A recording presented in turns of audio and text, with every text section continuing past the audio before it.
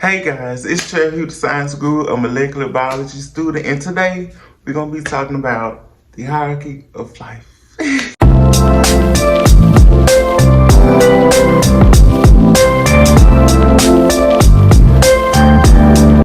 Okay guys, so the first step in talking about the hierarchy of life that I want to make is to give a definition basically of what it is.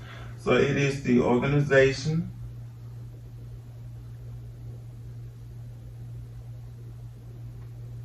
of multiple categories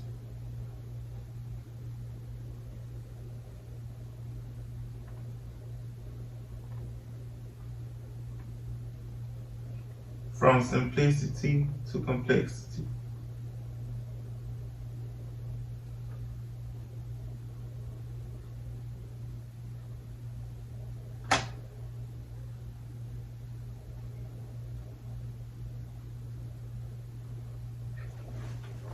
It's a little cricket, but it's okay.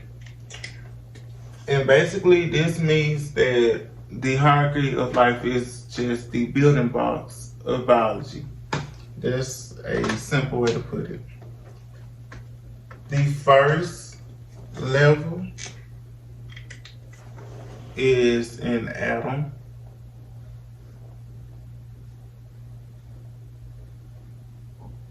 Then you have a molecule. Next is a macromolecule.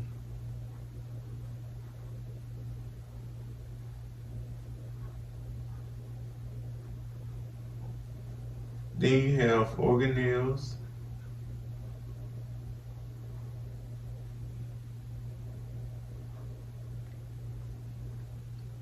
Then a cell. Next is tissues, organs,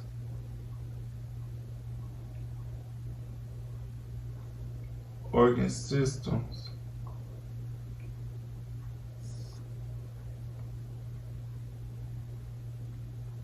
organism,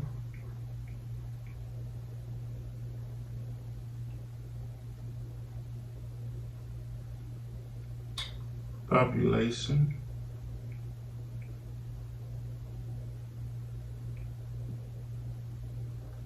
community,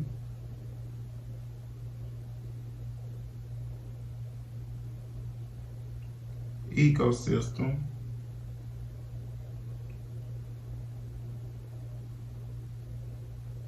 biome, and then biosphere.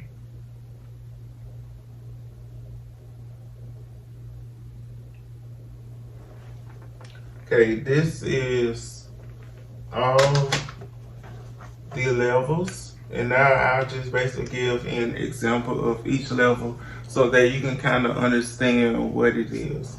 So an example of a atom would be oxygen,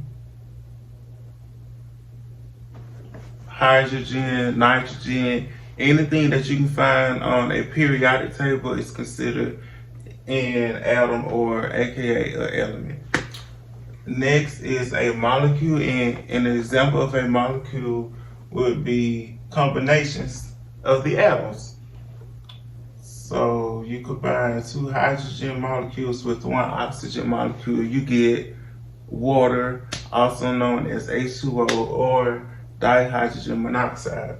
And there's a trend that you will see with the hierarchy of life. As you go down the list, it builds on to what was previously discussed. Next is macromolecule, which an example would be DNA or glucose, things like that. Organelles, an example would be a vacuole or mitochondria, chloroplast. Anything that you can find inside of a cell is considered an organelle. An example of an actual cell itself would be skin cells, Neurons, which are brain cells, anything that basically ends with a cell is considered a cell.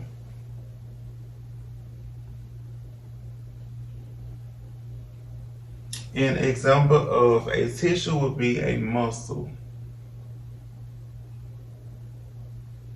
An example of an organ would be anything such as the heart, the liver, the pancreas, or fun fact, the skin is also an organ. It's also the largest organ in the human body. An example of an organ system would be the digestive system.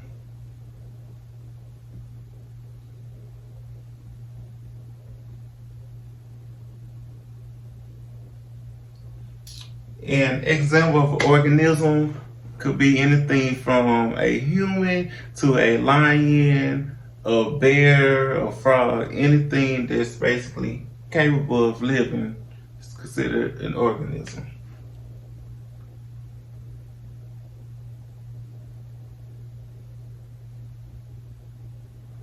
A population is a collection of a type of organism. I don't want to say species because that varies depending on not only the field of science that you're talking about, but the actual organisms themselves varies. So for this purpose, I want to say a population is a collection of one type of organism.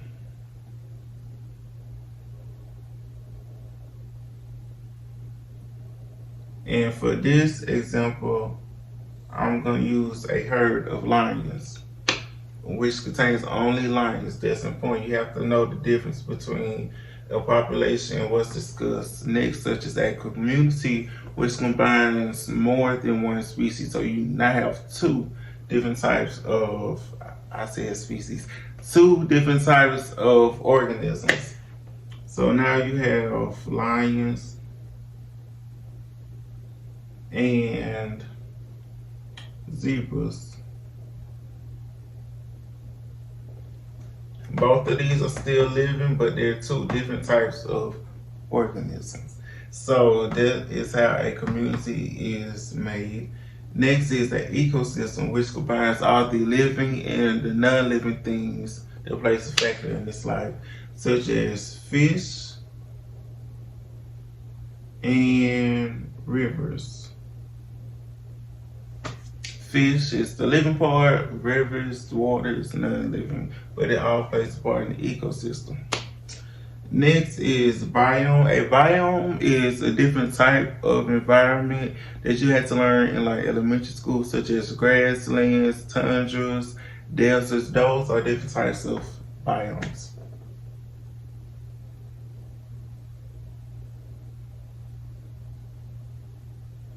Next is the biosphere, and this is the combination of all the biomes that we know of, or all the biomes on Earth, and everything that is capable of life in Earth's atmosphere. So when you combine everything capable of life in the atmosphere and all the biomes, that makes up the actual Earth. So Earth is the only example of a biosphere that we know of.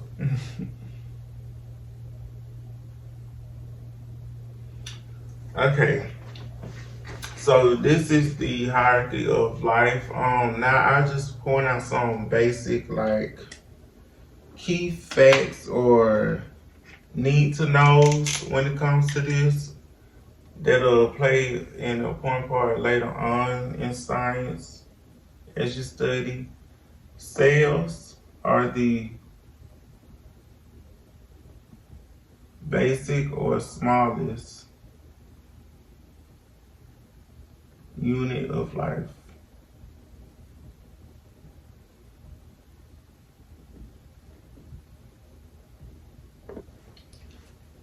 And compare that to an atom. In chemistry, atoms are the smallest units of matter.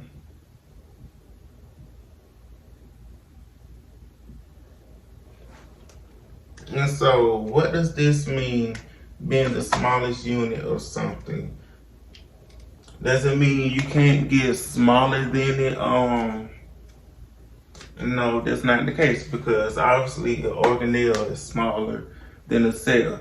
What it means is, okay, say for example, a cell is the smallest unit of life. This is as small as life will get. A cell. An organelle is not considered living. A macromolecule is not considered living.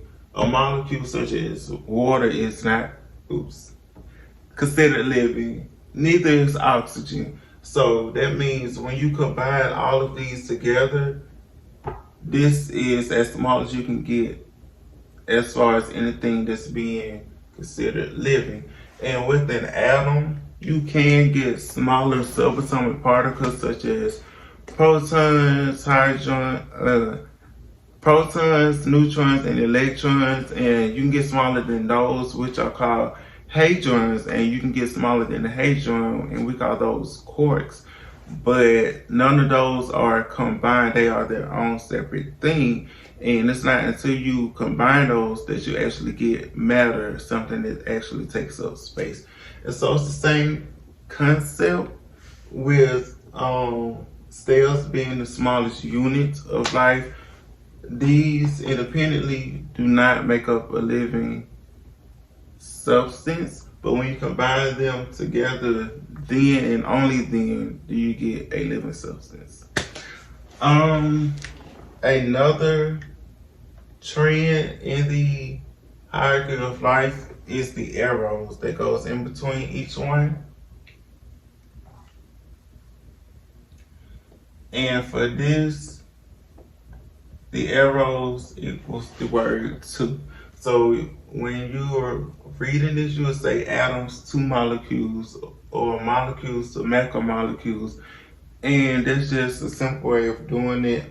Some even say atoms give rise to molecules, but if you just learn this, and you don't have to try to put all them words together, because your focus needs to be on getting them in the correct order. So you can simply say atoms to molecules, molecules to macromolecules, and so on.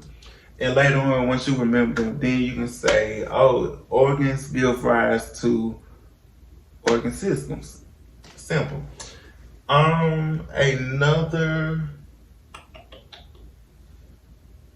important thing when trying to grasp what this is, you have to understand that in the definition that I put, it's multiple categories, and that they get more complex as you go down.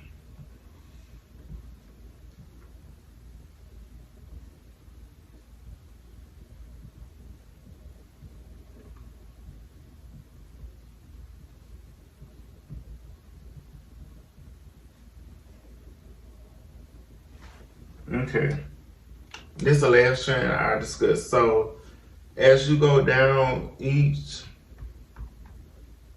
step, I'm gonna just say step for this purpose. Each step is more complex than its previous step. So a biosphere is more complex than a biome because you added something to it.